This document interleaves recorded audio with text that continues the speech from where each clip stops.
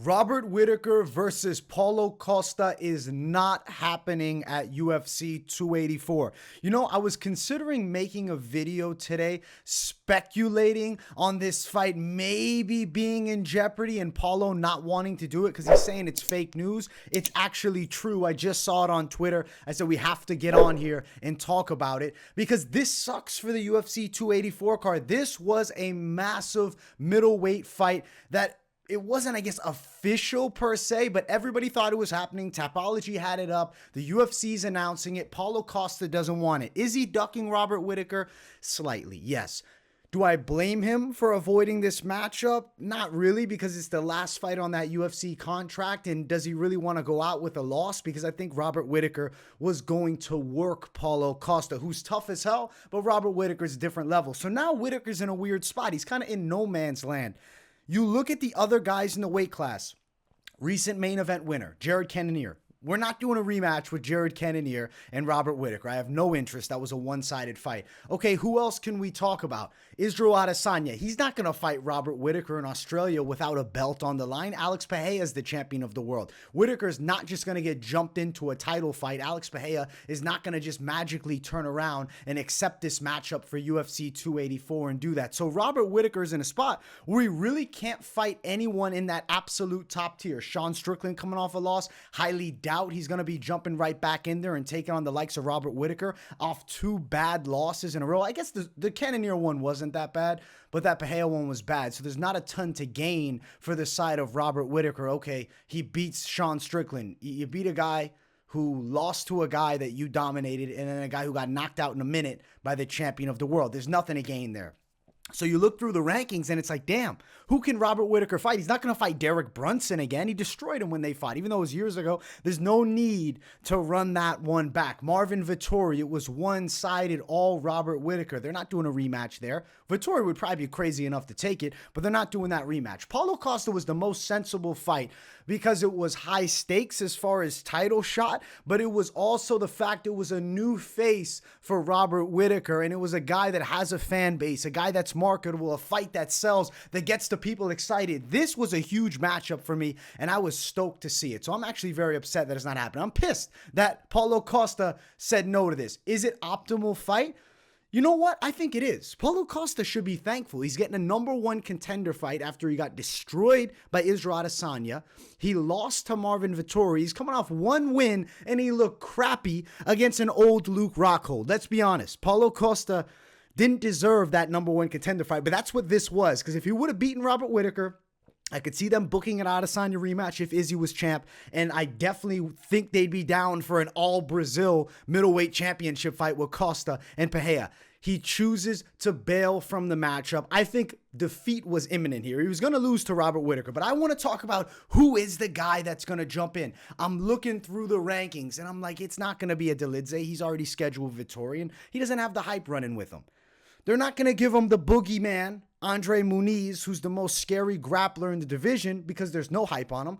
And I doubt he's going to be jumping in with Robert Whittaker on that short notice. And imagine he ends up getting that win. It destroys the Whittaker fucking train. And I feel like, especially in Australia, you want to give Whittaker a fight against someone who kind of brings that action-packed style. Who is that somebody, guys? Dricus du Plessis. That's the matchup. Robert Whittaker is going to end up fighting du Plessis. It's going to be, I think, very high stakes. It could be a number one contender fight. If du Plessis beats Robert Whittaker, he's right in the mix. You look at du Plessis' last fight. He fought Darren Till, the gorilla. Look how good he did.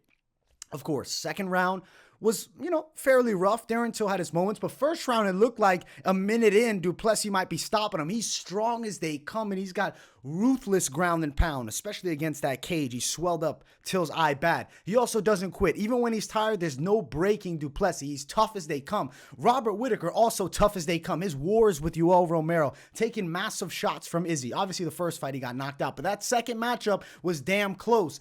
Robert Whittaker versus Dricus du Plessis could be one of the best fights ever. I think we have to set it up for 5 rounds, UFC. Find a way. Give us this matchup for 5 rounds at UFC 284. Du Plessis versus Robert Whittaker.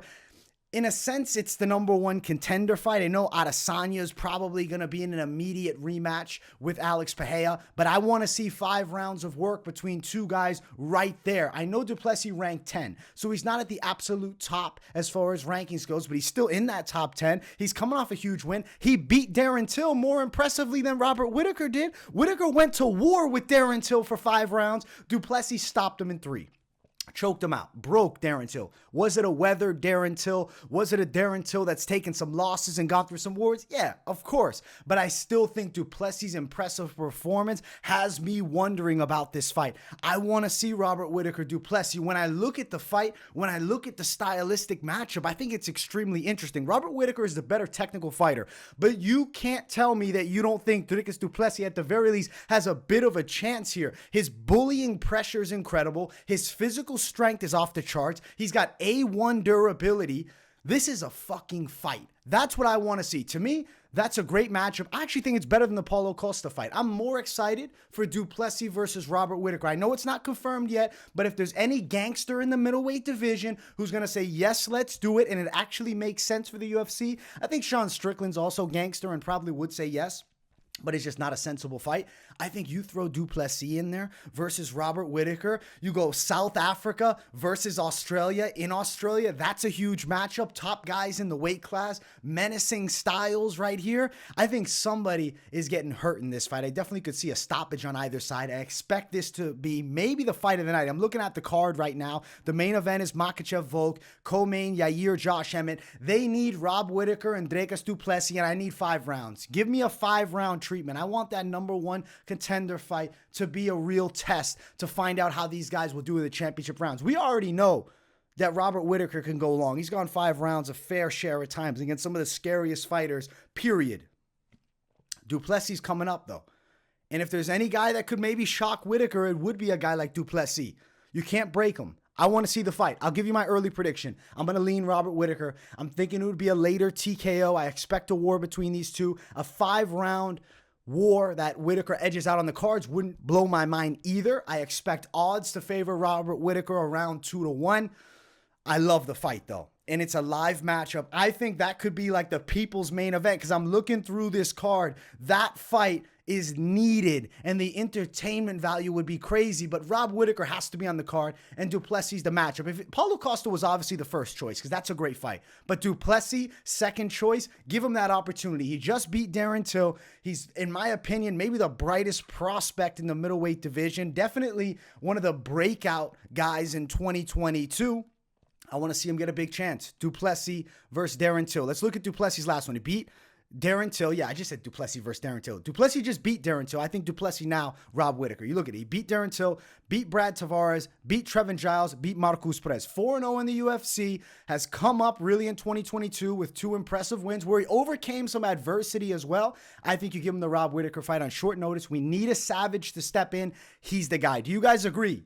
Do you think that Du Plessis is the guy to fight Robert Whittaker? Let me know in the comments. And if you think it shouldn't be him, who would you put in instead? I personally think it's Dricus. Dricus Du Plessis, Rob Whittaker, featured bout of the night. But UFC, please listen to me. 5 rounds. We need 5 rounds. Guys, I hope you enjoyed the video reaction. I'm getting emotional over here. I'm getting ecstatic because I really need to see Robert Whittaker on that card. And there's no better alternate option opposed to, obviously, to Paulo Costa than Dricus Du Plessis. Give him the chance of a lifetime, and I guarantee you he'll bring the fight. That will be probably the best fight of the night. Much love, my people. Thank you all for listening to the rant. Unfortunately, Costa and Whittaker's not going down, but hopefully it's Du Plessis. That's my choice. Du Plessis is who I want to see in there. Much love. Smash the likes, guys. If you're new, subscribe. Thank you all for tuning in to the show. More content dropping all throughout the week, so stay tuned. Peace, guys, and have a great one.